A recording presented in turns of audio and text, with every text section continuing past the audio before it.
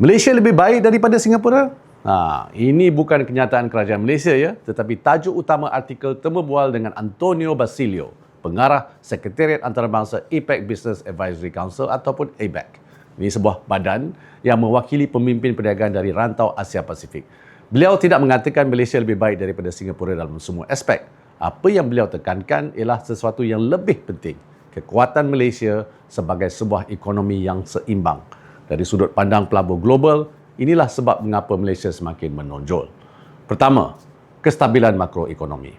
Kedua, dasar dan peraturan yang konsisten.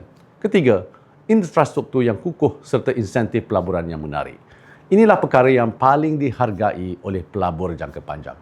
Singapura memang dikenali sebagai hub kewangan global. Malaysia pula semakin dilihat sebagai pengkalan operasi serantau dengan kekuatan dalam pembuatan, perkhidmatan, hubungan perdagangan dan kos yang lebih kompetitif. Jadi ini bukan soal persaingan, ini soal peranan yang berbeza dalam ASEAN. Temu bual ini juga menekankan satu cabaran yang nyata, kekurangan bakat berkemahiran tinggi dan teknikal. Dan ini sangat penting kerana daya saing masa depan tidak hanya bergantung kepada insentif tetapi kepada kemahiran, pendidikan dan ketersediaan tenaga kerja. Kesimpulannya mudah.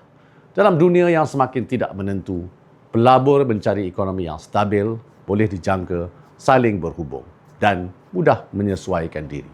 Di situlah terletaknya daya tarikan Malaysia hari ini, pada keseimbangannya.